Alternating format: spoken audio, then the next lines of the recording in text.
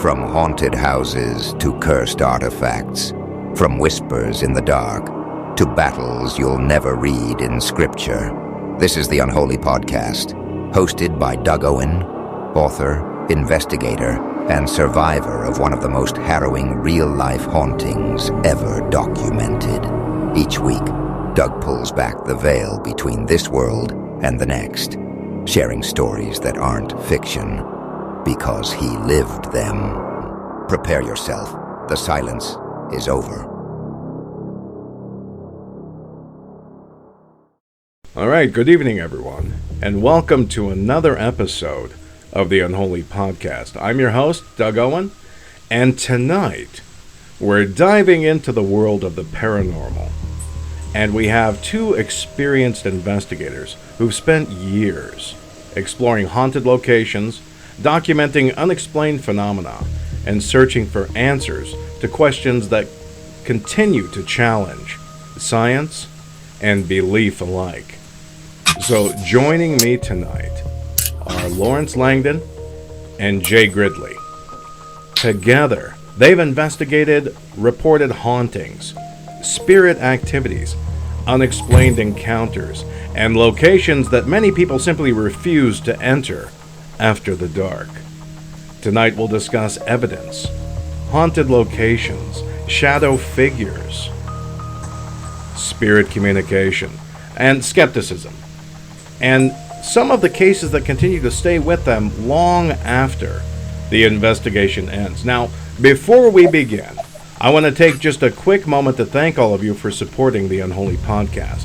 If you're enjoying the show, please follow us on Spotify, Apple Podcast, Amazon Music, YouTube, and wherever you get your podcasts. You can also visit my website, authorDougOwen.com, where you'll find information about my books, upcoming appearances, media interviews, and so much more. And if you haven't checked out my book, The Unholy Silence, it is my true account of a year-long haunting that affected my family and changed my understanding of the paranormal forever. The book is available through Amazon and other major retailers, and let's go ahead and welcome our guest. Lawrence, Jay, welcome to the Unholy Podcast. Thank you for having us. Yeah. Oh, it's my pleasure. So let's start at the beginning. Every investigator has that moment, that experience, that event that sparked the journey. Lawrence, let's start with you. What first pulled you into the paranormal? I was interested in the ghost hunters when they first came on TV. And then at an episode, or in season 2, they investigated a house in Canandaigua, New York, and it's the same episode where they did the Valentine episode. I knew the lady that owned the house, and she invited me to an investigation with it used to be the Taps family. Do you remember that? You know, I don't. So for those who don't remember, can you tell us? Taps used to have family members that when people would call in, if they couldn't make it, then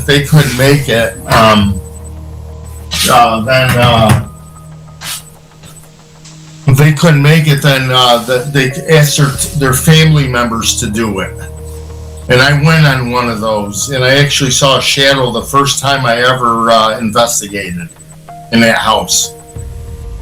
Wow, that's incredible. Jay, how about you? Mine starts way back in my childhood. When I was a child, I was clairsentient, and I lived in the Finger Lakes and way out in the country, and not many houses around. So I would go out and I would play in the woods with the neighboring kids, every day, and that's just what I would do. And one day, my older brother came out to grab me. And when he came out, he saw what I was doing, and I was, playing and having fun and carrying on and talking to people, but he couldn't see who I was talking to. And so he kind of gave me, the typical big brother speech of, you got to stop this right now, because if you keep doing that, mom and dad are going to send you away. And so I kind of got spooked by that a little bit, because I didn't understand why, he couldn't see them, and when they were just so clear in front of me. And so I kind of ignored it, and I kind of tried to not let that happen anymore, and kind of have the gift kind of deaden it a little bit. And so going through school, I would see things, but I would never, tell people about it. I would just kind of keep it to myself. And in 2000, I moved to Rochester, New York to go to college. And I was living in an apartment in downtown Rochester. And one night I was living by myself in a one bedroom apartment. I was living by myself, and I had my back to the room, and all of a sudden my fan shut off. And when my fan shut off, it got my attention. And when I rolled over, I saw this little girl standing there just kind of looking at me. And we just kind of made eye contact. And as soon as we made eye contact, she disappeared and the fan came back on. Well, at that point, that I was kind of like, that's cool. I remember that made me think of the kids I used to play with, when I was a kid myself. And so then I'm like, this is interesting, because at that time in Rochester, New York, there was a publication put out every week called Free Time Magazine, where it just displayed, what bands were going to be where, what restaurant is doing what. And it's just kind of like a public promotional magazine put out weekly, for Rochester. Well, in the back, they always had classifieds. And I was going through the classifieds, and I saw one saying, looking for a paranormal investigator. And this is before the TV shows. And so I'm like, that sounds interesting. And I'm like, yeah, I'll check it out. And so I called the number and met a very colorful fellow, and kind of hit it off and joined his team. And then within 6 months, I was lead investigator. And then after about a year of that, I ended up breaking off and started my own groups. And I started 4 groups before I finally, landed with New York Paranormal. And New York Paranormal is kind of like a conglomerate of like those other 4 groups, because they all had kind of like different specialties and kind of like areas, that they focused on as far as paranormal investigating. And so New York Paranormal includes members from each of those groups over the years, and it's just kind of like the best of all of them together. And so I'm really proud of what has become of it. No, absolutely. That's amazing. That is a fantastic story. So, when you look back on those experiences now, do they still hold the same weight they did when you first saw them, or has your perspective changed through the years of investigating? Lawrence, let's start with you. Definitely changed. One thing that Jay and I have, how long has it been now? 2014, I think, right? Yeah, since we've been together. So I've known Jay for 12 years, and we have had some fantastic. The very first time I ever investigated with him, we went to an old hospital in Newark, New York, which is in Wayne County. And we did that one, and that place was absolutely haunted. And we even got rushed by a spirit in the kitchen. And so anyways, they ended up closing the place down because it was too run down and it was a liability risk. But that was the first time I investigated with Jay, and we hit, it was off the charts, active. Wow. Okay. Yeah. And Jay. Yeah, for me, like back many years ago, it was just more just kind of a lifestyle, just something that, I was just used to. It was just normal. It's like I would, go about my day-to-day life, and now I would see a clear spirit walk by or walk, through something. And for me, and it still is, it's kind of like if you're driving down the road and you see a deer in the field. It's like you look at the deer, it's like there it is, and you go back and you look ahead, and it's like that deer has left your mind. Well, that's how I am with spirits. It's just, for me, it's just such second nature that I look at it, there it is, okay, I look back, and then it's out of my mind again. I don't think about it. But now, doing what we do, I'm more curious to where I don't want to have just the visuals anymore. It's like back when I was a child, I had the audio, I had the sense, I had everything like that. And I've lost that a little bit, just through, the deadening. But I still do have the, clairvoyance. And so now I want to get back to where I could clairaudience, where I can actually hear them. Because for me, that's kind of like the most important part of what we do, is to be able to hear them hear what they're saying, hear how they sound, hear, to kind of get a sense of the, of the life that they have on the other side. And those are the answers, that I want to answer, or the questions I want to answer. And so that's where I've kind of evolved into, is I'm more into the communication part versus just the viewing part. No, absolutely. Absolutely. So, that many people, they experience strange phenomenon, and then they simply move on. But you both have chosen to actively pursue answers. So what motivated you to become investigators rather than just a witness? It's really come down to over the years just evolving in what we do. And it's like when after the TV shows did start coming out, we would see that, these teams would go to these locations, investigate, get all this great evidence, and then leave, and then never go back again. And we wanted to get more validation out of it. We wanted to do what I call build a paranormal profile of a location.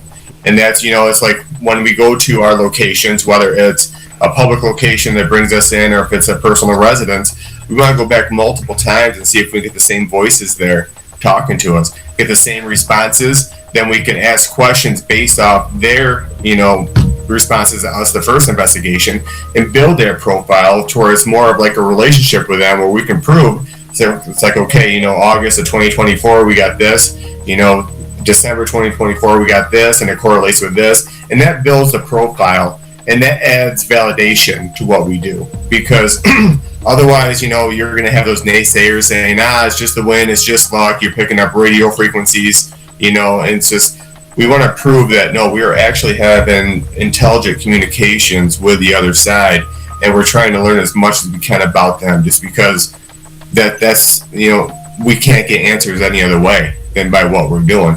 And we are doing it. It's a slow process. No, absolutely. So some people, they rely heavily on technology. Others focus on personal experience or gifts. So how would you each describe your investigation style? Lawrence, let's start with you. They call me the EVP king. Okay. He is very good at EVPs. And I've also branched out into video cams, night vision video cams, and we have gotten. I always get a lot of EVPs, anyways, but my focus more is on video cams right now, and I've gotten some really, truly spectacular evidence just using video cams. Okay, Jay? Yeah, and for me, I'm very much a audio guy. I like to hear stuff. It's just when you do see something, you can always have that kind of skepticism of, it's like, were my eyes playing tricks on me? Was it just a reflection of something? Was it a car going by? And I want to be able to hear something. I want to hear the voice. I want to hear the tone of their voice, and so I can get a picture in my head of what they look like and what they're going through. So as far as me, it's like, yeah, when I first started out, I bought, everything on the market that I could, everything from recorders to REM pods to, lights, everything. And I still have those, and I use those, especially for like our public investigations where we bring people in. But as far as what I like to do, it's like, as far as like REM pods, the tripwires, stuff like that just make the noise that are set off by the EMF. It's like, those are all fine and dandy, but they don't really give you any information. And so I want to be able to take something away that's going to stick in my mind instead of just a beep or a squelch. And so I focus a lot more on trail cams. I think are a great piece of equipment. If you get a nighttime trail cam, then I just use my recorders. I set up recorders everywhere. As far as non-verbal communication, something that I've learned to really get into is just using the flashlights, the mag lights. Having multicolored mag lights has been really successful for us this past year as far as communicating back and forth with the spirits. It doesn't make sense to me how they know what to do. I mean, we explain, it's like if you just tap this light, it will come on. And they seem to really grasp it and enjoy, because if you have the multi-colors, then you can use them to help, do the answer, the question, session with them. And so outside of the cameras and recorders, I would say flashlights would be my next bet. And everything else is just kind of like, added bonuses. But it's nothing I rely on. Okay. Yeah, everybody's got their own basic style. So let me ask you guys, when someone contacts you claiming that their home is haunted, what is your first step? Yeah, our first step is to conduct an interview with them in person. We'll go there, and it'll just be 2 or 3 of us and the homeowner.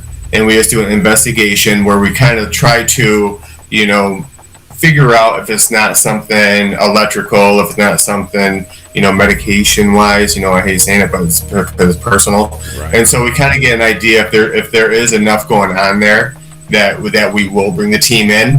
I kind of really want to make sure that's the case, because what teams have to remember is that when you're dealing with a homeowner that thinks that something scary is going on in their house that they can't explain, that might be dangerous, dangerous to them, it's just, you don't want to build any kind of feeling of danger. And so we don't want to, do the interview and have them tell us what's going on. And us be like, oh my gosh, okay, yeah, we got to come right over. We always want to downplay it and say, okay, well, it might be something, it might not. Let us, grab a few more of our people, and we'll come back and just do kind of like an investigation just to see what we can find. And so you definitely have to keep the owner's perspective number one in your mind when you are doing those, pre-investigation, scenarios, the interviews.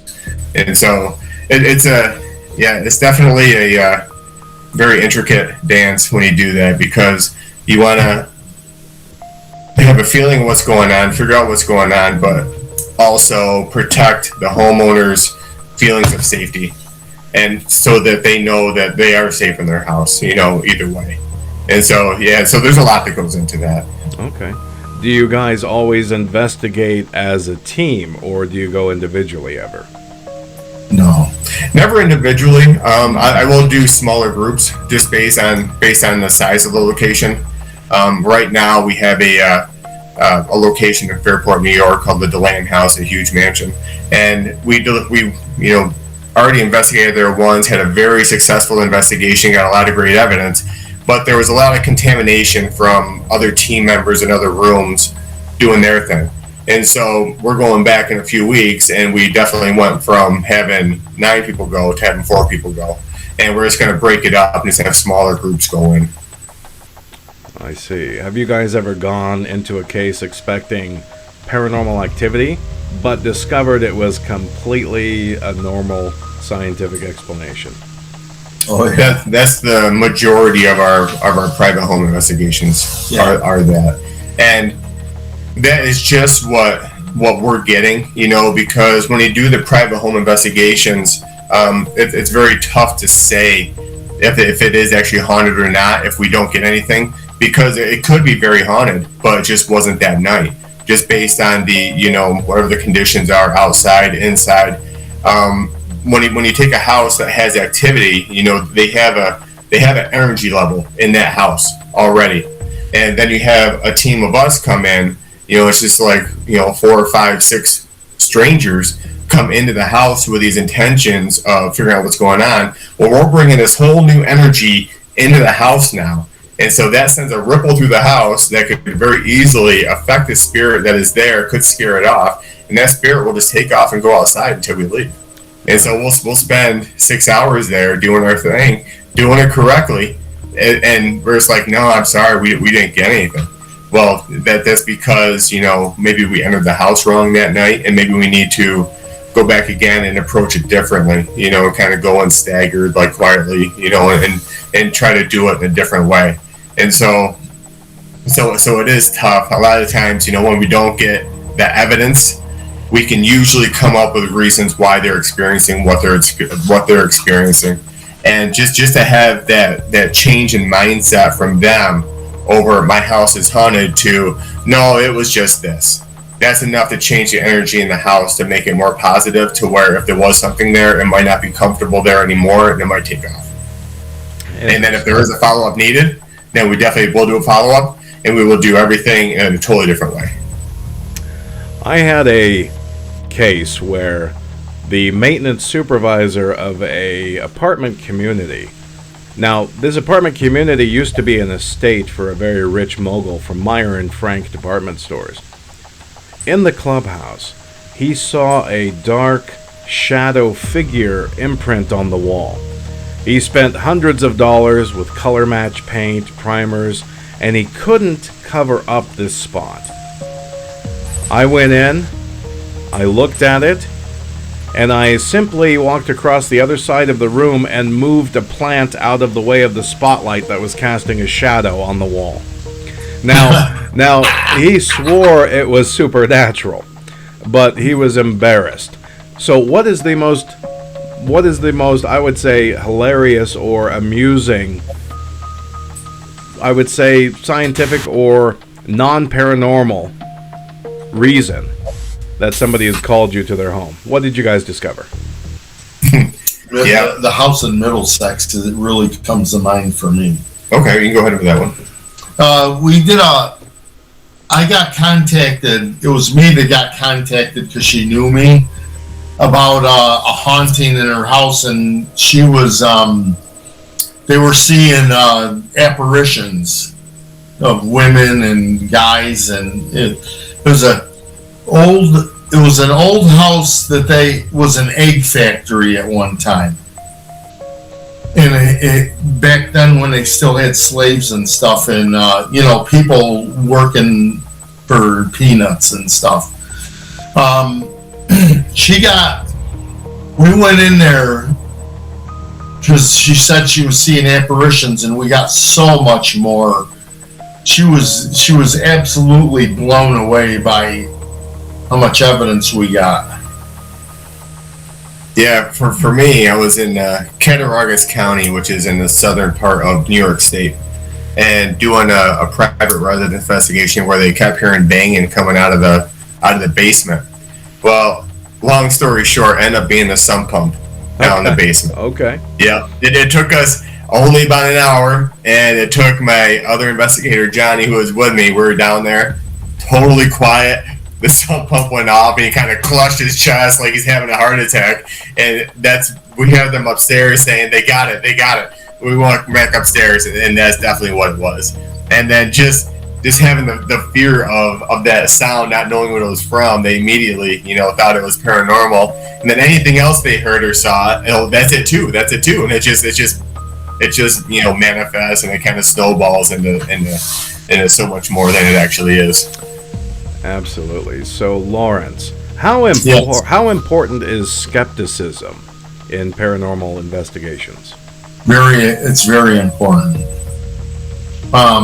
If you go into a location and you're one of those people that thinks everything going around is paranormal, I will not.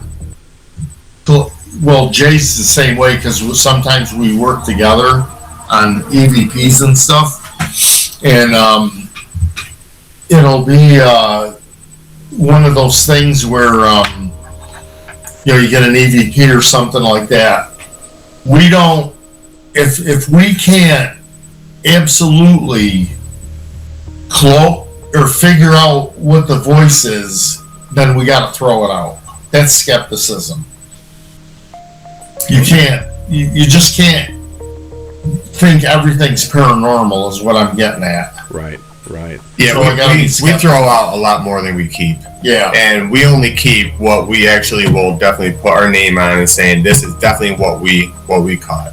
Okay. And we might be right, might be wrong, but we truly feel that this is genuine, this is legit, and so I will put my name on it saying, yeah, we did catch this. Oh, absolutely. So television has influenced public perception dramatically. What are some of the biggest misconceptions the public has about paranormal investigating? That everything is evil and everything's a demon. Yeah, I've been doing this so long and I've never seen a demon. I don't think I've ever encountered a demon. I've encountered hundreds and hundreds of spirits, and we've come across angry ones. And these angry ones, you know, are like being like a personal residence. You know, it's like we definitely have a demon because we can hear growling, we can hear stuff, you know, moving, stuff like that. We go in, do these series of EVP sessions, you know, stuff like that, and talk to them. And I'm like, no, you don't have a demon. You have a spirit named Bob, and he's pissed. That's it. And so that's all it ever is. And it's just the you know, the movie and entertainment industry, you know, of course they want to make everything exciting and scary, and they want to do what's going to grab people's attention and bring them in, and they want more and more and more. But then when we go into the actual environment, yeah, it's just we're talking to people without bodies is what we're doing. You know, it's just like the three of us, you know, and I have encountered angry spirits, but it's just people that were angry when they were alive. I've never, you know, demons are real, you know, biblically speaking, but I've never actually encountered one. And I have been in the situations, and I've been in you know, circumstances where if there was one around nearby, then I should have encountered it. But I just haven't. I just don't think they have the interest in us as we think they do. And so I don't. That's just something that's just played up just for clickbait and for views. Oh, absolutely. So, Lawrence, how different is a real paranormal investigation compared to what people will see on their favorite haunted television show? Oh, I'm glad you asked that. It's night and day. Oil and water, tomato or peanut butter and jelly, whatever you want to say. It's completely different. There's a lot of, they look all organized on TV and stuff like that. And when we go into a location, we have to organize ourselves. You never see that on TV. But that's a big part of what we do. And they seem to get evidence in the weirdest places. And I think we get more evidence than they do. The only problem is that we don't keep a lot of it, though. We get a lot of things that, you know, the EVP is someone whispering or background noise or something like that. We have one location that it's very, very contaminated. Very haunted, but very contaminated. Because it echoes, and you can hear. I remember one time Jay was live, and he was it's an old school, and Jay was in the auditorium going live, and remember that where you heard the footsteps behind you? Behind me, yeah. And he turned around and he goes, "Is there somebody behind me?" And all of a sudden you hear a disembodied voice go, "Yeah." Wow. Yeah. That is incredible. So let's talk evidence. Every investigator remembers the first piece of evidence that made them stop and say, "Whoa, I can't explain that." Lawrence, what was yours? At Wildwood Sanitarium, where the 8 seconds we were in the medical room and you were on the woman's table. Yeah, I was on the examiner's table. He was on the examiner's table, and we were, it was a doctor's office and built into a building that used to be a sanitarium. And I got one voice in there 8 seconds into me starting the recording that says, "Get out or I'll kill you." Wow. Yeah. Jay, how about you? What was that first piece of evidence? Two come to mind. Same building, Wildwood Sanitarium in Salamanca. We did have a camera fly off the wall in the middle. We were doing an AVP session. We had everybody sitting in a half circle. And down in the basement there, they had metal shelves that have been in these walls, you know, for 80, 90 years. And yeah, we just had a camera up there, you know, kind of like the flip ones where the camera flips on the side. And so it's very steady, you know, because it's got that. And yeah, through our EVP session, Yeah, it ended up flying off the shelf and landed about 8 feet away. And that is one. The second is I was at the Palmyra Museum in Palmyra, New York, a very active place. And I was there with 2 other investigators of mine. And it was just the 3 of us. And when you go into this location, they give you the keys to get in, and then you lock the door behind you. And so it was just the 3 of us in there. And there's a lot of famous spirits in there. And there's actually the William Phelps store is one of us, which is next door. But so there's a lot of well-known spirits in that place, a lot of history. And we were upstairs on the 3rd floor doing our EVP session, and then we could hear footsteps down on the 2nd floor. And it's all hardwood, and hear footsteps. Well, I went and sat at the top step of the staircase, and it's one of the old 1800 staircases, probably like 25 steps, wide open, spiral bindles, going down. And so I sat on the top step and had my 2 investigators behind me, standing, and I started talking with the spirit. And whenever I talked, it would stop. The footsteps would stop, and they were just the loudest, clearest footsteps I've ever heard at any investigation. And when I would talk, they would stop. But when I stopped talking, they would start walking again. And they were so loud and clear that they would echo. They were echoing in the room. And that is something that I still hold to be my number one piece of evidence that I've encountered outside of like EVPs. As far as just naked ear listening, it was those footsteps in Palmyra. Nice. So what was the moment where you realized this was more of a hobby, Lawrence? Well, for me, I'm all in, okay? So I probably got thousands of dollars worth of equipment. So to call it a hobby, it's more like an obsession with me. I get my own equipment because that way I can get exactly what I want out of it. But we just go in and do our thing, and that's basically about it. But I'm obsessed by it, and so I got all my own equipment and stuff, and I can't say any other thing than that about it. Yeah. Nice. Jay? And yeah, for me, I was definitely kind of born into it, but there's always something always changes inside you when you hear your name called out for the first time. Once you hear your name called out for the first time, that is showing recognition from the other side that they see you, they hear you, and they're talking to you. And that really creates a whole different set of circumstances to what you want to do.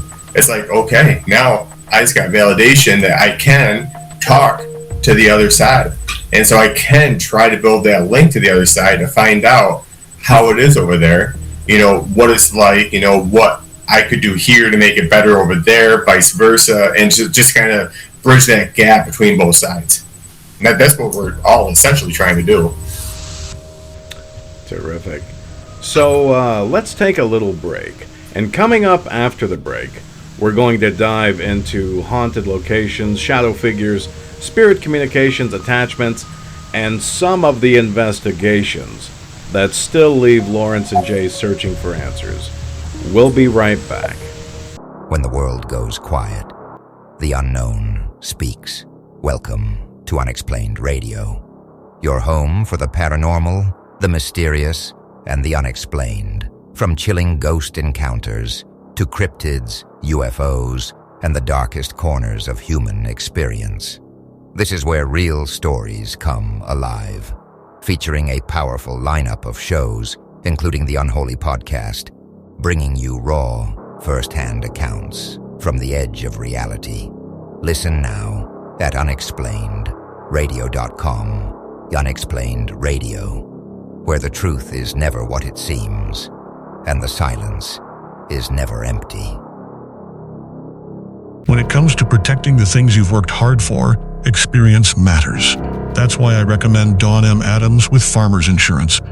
Whether it's your home, your vehicles, your business, or your family's future, Dawn takes the time to understand your needs and helps you find coverage that fits your life, not a one-size-fits-all policy. proudly serving clients throughout Idaho, Oregon, and Washington. Dawn M. Adams is someone you can count on when it matters most. Call 208-955-6370. We are farmers. Bum, ba-dum, bum, bum, bum, bum. Every piece of equipment has to perform when you're investigating the unexplained. Cameras, recorders, EMF meters, but none of it matters if you can't get there. That's why the team behind the Unholy Podcast trusts Loya Tires in Nampa for every vehicle they drive. Their honest service, fair pricing, and commitment to quality have earned them a reputation built on trust throughout the Treasure Valley. Whether you're heading to work, taking the family on vacation, or chasing answers in the middle of nowhere, start with a team that puts your safety first. Loya Tires in Nampa. Trusted by families, trusted by investigators.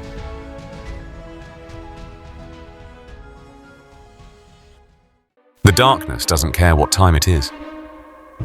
But you should. When the shadows grow long and the investigation begins, trust the timepiece that's built to keep pace with every moment. Lorayo watches. Combine timeless style with dependable performance, making them the perfect companion, whether you're in the studio, on an investigation, or simply living life on your own terms. The mysteries of the unknown may never be solved, but you'll always know what time it is. Lorayo watches. Proud sponsor of the Unholy Podcast and the Unholy Broadcast. Author Doug Owen, the official ambassador for Lorayo watches.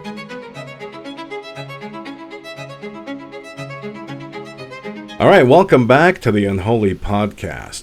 I'm your host, Doug Owen. And tonight, we're talking with paranormal investigators Lawrence Langdon and Jay Gridley.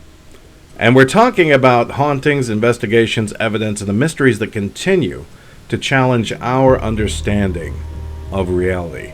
Now, before we jump back in, I just want to remind everyone that if you'd like to learn more about my work, upcoming appearances, media interviews, and my books, visit authordougowen.com. You can also pick up a copy of The Unholy Silence in 40 different countries worldwide.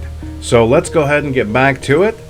Now, gents, earlier, we discussed how both of you got started in the paranormal and some of the evidence that you've collected over the years. Now, I want to talk about the locations themselves. Every investigator has that one place, that place that immediately comes to mind when someone asks, what's the most haunted location you've ever investigated? Lawrence, let's go ahead and start with you. Jay's going to totally agree with this, but the Phelps Hotel in Phelps, New York, that place was off the charts.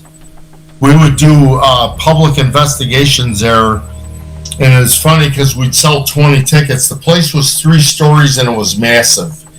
So we'd sell like 20 tickets. By the time we got done, people were eating dinner and stuff because it was a restaurant. We'd have like 35 people following us around. But that place never, ever ceased to amaze me. Just some of the evidence you got there was fantastic. Okay. And we researched it, and we knew the name of every single spirit in that place. Wow. So yeah, that location we had a lot of luck with. We did learn a lot. We met a lot of spirits. We did a 2-year campaign there, public investigations, and each time we had the same spirits come around that we got to build a relationship with. And the owner passed away, and the house kind of fell into like a argument like with the living relatives, and it just ended up just being shut down. But anytime I think of that question, I definitely think of the Newark Hospital. Yeah. And just because it was a place that we were lucky enough to get into once, and we had probably the second most amount of evidence that we've ever collected in one night, and so many experiences just with our naked ears, just hearing screams and hearing all this disembodied voices, that by the time that we had a chance to turn around and go back in again, then that ability wasn't there anymore. That's when they shut down, having us come back just because of liability concerns, with the insurance companies. And so that's always one that's in the back of my mind. I pass it every once in a while, and it's just like, I just think, what is going on in there right now? And that's one I wish I could get back into, because we just barely scratched that surface of what was going on. And then I was like, okay, now we can never go back again. And yeah, so, we got a pile of evidence there. And I'll tell you a funny story that happened. I had a static camera pointing down the hallway of it was like the second floor, because it was room 20. So Jay's coming down the hall and my camera's pointing at him. All of a sudden he looks and here's a spirit standing in the doorway of room 20, 5 feet from my camera, but the camera's pointed the wrong way. Oh. Yeah, you got a great shot of me. I didn't get that spirit on the other side. Yeah, it's always, it's like they know where the cameras are pointing, and it's just funny. Yeah. So you mentioned something earlier that you did some research. So do you prefer to do research before you enter a location, or do you want to go in and be surprised? No, I definitely want to know my research before I go into a location. Absolutely. The ones that don't want to know what's going on are usually the mediums that go in, because they want a blank canvas to go in with so that they can figure out on their own what is going on, and then they want to compare it to the history. We want to know the history before we go in, so that we know names, dates, what might have happened there. And so we can use those in our EVP sessions to hopefully, get more interactions from the spirits. And if we go in there, saying their names and kind of like saying, things that might have happened around there, it might make them a little more comfortable, to come out and actually interact with us. Because most of our, interactions with spirits, especially on private investigations when we first walk in, is that they're very elusive. They're elusive but curious at the same time. And so they'll kind of peek out at us every once in a while. We'll see them kind of peek out, and then they'll kind of like go away for like 10 minutes or so. And so knowing the history and knowing what went on there and knowing the names, it definitely helps us get a little bit more of an edge going in to get more interactions with the spirits there. Okay, fair enough. Now, many investigators, they report feeling watched. Some describe a pressure in their chest, and the others report sudden emotional changes. Have either of you ever experienced something like that? Feelings of being watched. I think if we go to Rose, that Rose Community Center, that place is famous for that. They watch you. That's probably, it's not the most haunted place I've ever been, but it's the most interactive. Okay. Yeah, that feeling of pressure on your chest, that's a big one I get. And as far as getting like goosebumps, feeling watched, stuff like that, I always tell people that's your inner ghost detector. That something is happening, because we're all made of energy, and we're all surrounded by energy. Well, when another energy comes into ours, it's going to affect us a little bit. And especially with a spirit made up of energy, you can't see it. When it gets close to you and it kind of breaks into your energy, it's going to affect you, and you're going to feel it. And that's what causes the goosebumps, the hair standing up the back of your neck, the heavy pressure on your chest, because it is affecting you in not really a physical way, but in an energy way. Because I'm big on energies, I keep bringing them up, but and so it's always that's your first line of defense with them, is to that when you feel something different, if something catches your eye, then that's your inner ghost detector going off. Interesting. Have either of you ever witnessed what you would classify as a shadow figure? Oh God, yes. Yeah, we see more shadow figures than anything else. Yeah, and they're always very fast. The last one I interacted with, it was probably about a month ago, and I was at work. By my day job is I'm a beer delivery guy. Okay. And I was in a town called Mendon delivering to a hotel that is known to be haunted. And I've delivered there for about 3 years now. I never really had anything go on, never really felt anything. I'm pretty, closed off when I'm not in an investigation. But anyways, at this one time, I was in the basement finishing up a delivery, and I had to go up to the main bar area. And as soon as I went to the steps, turned the steps, and looked up, I saw the bottom half of a shadow figure. I saw the legs, and I'm like, oh, cool. And so then as I'm going up the steps, I was watching the legs, and I could see them adjusting, kind of like he's trying to keep his balance. And so I walk up and I actually go through him. And as soon as I go through him, all around the top of my head, like where a baseball cap would cover, it was just all pins and needles, electricity. So I could tell that he was touching me and he was affecting me. And that kind of took me off guard, because every other time I've encountered a shadow spirit, they always take off. As soon as you kind of let them know that, hey, I see you, they always take off. Well, this one stood its ground.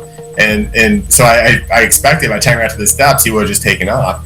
But no, he really took hold of me there. And that was a great experience. Wow. Lawrence, what was your shadow figure experience like? At this Rose Community Center, the one that sticks out to me the most, and there's been hundreds, we had Rose Community Center is, it's exactly what it says it is. It's a community center now. It used to be an old K-3 school. Well, I was doing the walkthrough with Shirley. She's the caretaker, because it's owned by them, the board and stuff. But anyways, her and I were walking through, and we're talking and not thinking anything of it, and all of a sudden the spirit comes out of the wall 3 feet from us and goes right down into the basement, right past us, like 3 feet away.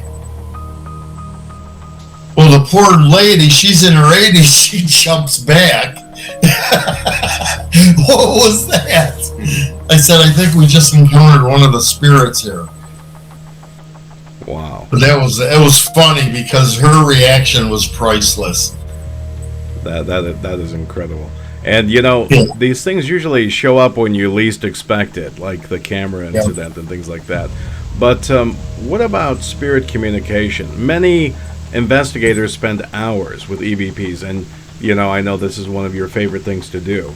So what is the strongest EVP either of you has ever recorded? Well, let's go back to Rose again. We have when Jay was talking about angry spirits, we have one there we call Mr. McCranky. Okay. He is the most foul-mouthed spirit I've ever come across. And I was trying to get him to say his name, and he told me to fuck off. Okay.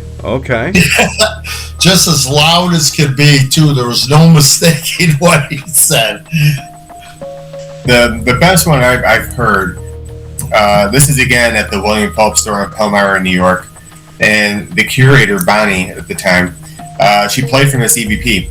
There is a famous spirit in the building named Sybil Phelps, and she's pretty well known in the area. And she played me this EVP and it was clearly Sybil's voice, because it was compared to old audio recordings of when she was alive, and it was clearly her voice. And she asked, "Can you tell me who else has died?" And to this day, I wish I had a copy of that. But that is the best EVP that I've ever heard. The one you got at the Wayne Museum was also that one going up the steps. Yeah, we were. This is another location. We both live in Wayne County, New York. And Wayne County is absolutely loaded with haunted locations. So we're very, very lucky that way. And this one's the Wayne County Museum. It used to be the old jail. And we were, my friend Jeremy and I were on the team. We're getting ready to go up the stairs, and I got a voice that says, "Get upstairs, you stupid people." And it's so clear. It's like there was another person there standing next to us, and it was really phenomenal. Yeah. Go upstairs, you stupid people. That is hilarious. That is funny. And, I've experienced that a lot of these entities or ghosts, they have a great sense of humor at times, Yeah, they really do. And it's really interesting. If they don't like you, they're going to let you know. No, absolutely. There's never any question where you stand with them. Yes. They don't seem to have a problem expressing themselves. So no, not at all. have you guys ever reviewed evidence after leaving a location? Something neither of you noticed during the investigation that you might have missed that you're like, oh wow, we didn't see that. Yeah. Well, that's where using video cams comes in handy. I also use a thermal imaging camera sometimes, and we review the evidence, and it's like, oh my God, look, did you just see what happened there? And of course, we didn't know anything about it at the time, but evidence review is a great way to pick up on things you haven't seen yourself. Yeah, what it really comes down to is getting fresh eyes to look at the evidence, because we're putting evidence together because I was doing a public evidence review for our community, and handed off. I had this video that I captured. This was a couple years ago down at the Hinsdale house, and it's a great interaction. It's about a minute and a half long, where it involves a balloon, 2 K2s, and what we didn't realize is that we had this interaction, all this great evidence going on that was just undoubtedly real. And then when Jeremy was editing it, to put it into my presentation, that there was a claw that came out through the top, but it was just like super fast, kind of like what I just did there. I don't know if it appeared the same to you, but when he slowed it down like this, he saw it was a female's hand, and that the fingernails were real long and pointy, and it went down like this, and he was able to blow it up and to slow it down so we could actually see it, and there was nobody standing there. There was 3 of us in the room, and we were all seated at the table. And it really takes a set of fresh eyes to be able to find stuff that we don't see. Yeah. Wow. So let's move into one of the more controversial areas of paranormal research. Let's talk about attachments. Do you believe that attachments are real? Yes, I had a strong personal attachment happen also in Palmyra. I get a lot of stuff there because it's 10 minutes from my house, so I'm there a lot, or I was there a lot.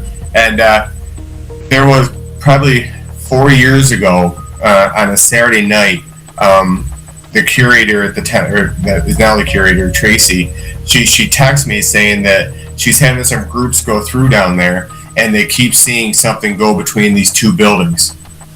And so I'm like, okay, I'll check it out. And so I got in my truck, and I went down to where she was explaining, to where they were seeing the shadow person go in between these 2 buildings, one being the museum, and then the blue house next to it.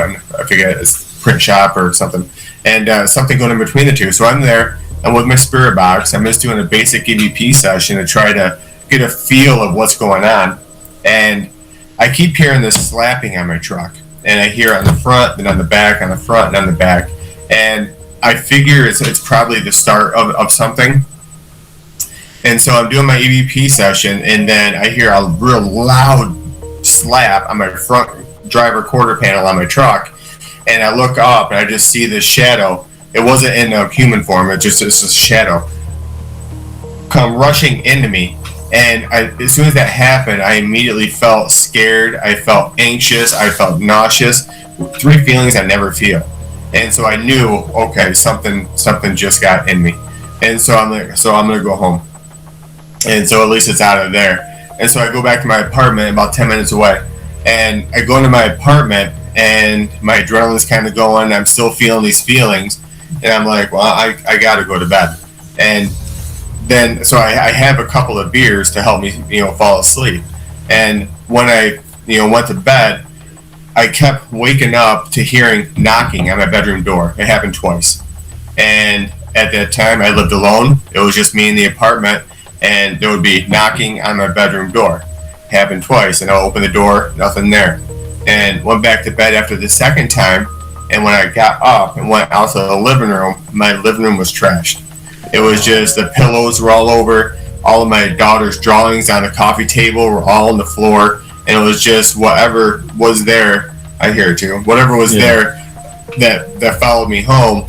It definitely was angry that I took it from where it was and knew it didn't want to be where it was at my place. So it kind of trashed the place and then took off, and I never saw it again or dealt with it again. So do you think that fear attracts experiences, amplifies them, or simply changes the person's perception? It definitely attracts, causing the person's perception to increase is what it does. Just on an energy level, fear is attracted to lower energies, which is, when people are angry, scared, if they're under the influence of something, then that makes them more easily able to attach to them or to affect them. To where if a person has a higher energy, more positive and outgoing, upbeat, then that conflict of energies is tough for the spirit, and the spirit generally won't have anything to do with them. It's just positivity attracts positivity, negativity attracts negativity, and most spirits are very negative. That is true. So, so Lawrence, let me ask you, do you believe the spirits people encounter are truly the deceased? Over my experience, I've never seen a demon. I'm not even sure that I believe that they exist. I'm different from Jay that way. I think that spirits are just people. Okay. They're just people that died and they got trapped somehow. Yeah, I agree. Spirits are just people without bodies. Yeah. I haven't experienced anything yet that tells me differently. Okay. So, if you could each visit one investigation from your past, with everything that you've learned today, which case would it be and why? Jay, we'll start with you. Oh yeah, mine is definitely the Newark Hospital. Yeah. There was so much anger and turmoil and just so much chaotic energy in that building that is one that I would definitely go back. Because that's another one. We were down in the kitchen, and there were 6 of us sitting there in a circle, and there was just these loud footsteps running towards us. Then as soon as they got to us, they just stopped. So whatever's there was trying to scare us out of there. Yeah. And so that would be my number one. I would do anything to get back in there again. All right. Nice. I agree. That I would say that too. That place was off the charts. Okay. Interesting. Yeah. Well, now, before we wrap things up, it's time for a segment that has become so popular here on the Unholy Podcast. It's time for the Unholy Fire. Okay, so you know the rules. 1-word answers only. The first thing that comes to mind. No explanation, no thinking. Just blurt it out. Are you ready? Yeah. Right. All right. Ghosts or cryptids? Ghosts. Bigfoot or Dogman? Bigfoot. Bigfoot. He's big in our area. Yeah. Demon or poltergeist? Poltergeist. Shadow figure or apparition? Shadow figure. Shadow figure, much more. Oops, sorry. Nope, Shadow figure. You're good. You're almost answered that. You're perfectly fine. Not to. No, you're good. EVP or spirit box? EVP. Spirit box. Yeah. EMF or thermal camera? Thermal camera. Yeah. Cemetery or abandoned asylum? Abandoned asylum. Most haunted state? Pennsylvania. Gettysburg. For me, I've been all over the United States, so I want to say New York. Okay. I'm going to say New York. We got the Hinsdale House. Oops, sorry, did it again. You're good. Scariest investigation? Newark Hospital. I did one at Phelps Hotel. Okay. The Phelps Hotel. Okay. Possession. Besides attachments, no. No. Never. No. Exorcism. I know a couple that have failed. I don't have a lot of, not very reliable. So your one-word answer would be? Skeptical. Okay. Lawrence, exorcism. Exorcism, very skeptical. Okay. Ouija board. Yeah. Harmless. I don't think they have. Ouija board, no. Okay. One word, no. All right. Sorry. That's okay. No, you're good. Fear.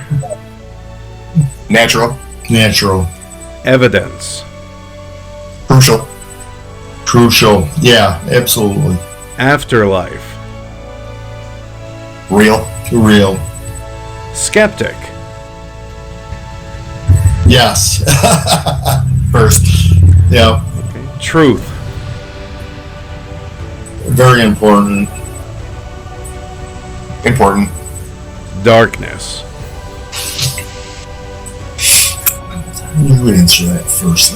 I'm trying to put in one word. Doesn't matter. Okay.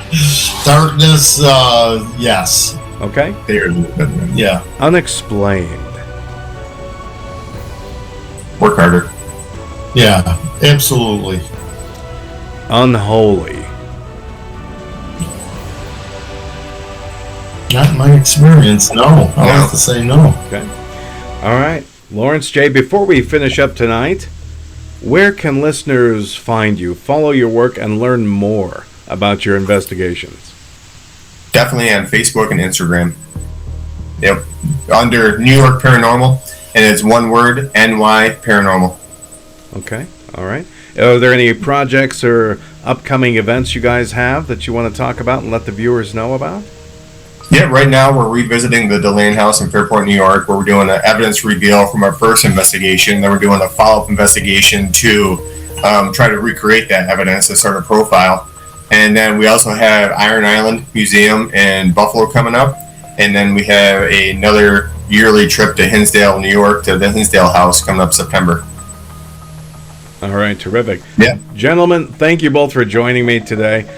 It's been a fascinating conversation. I appreciate you sharing your experiences, your insights with our audience.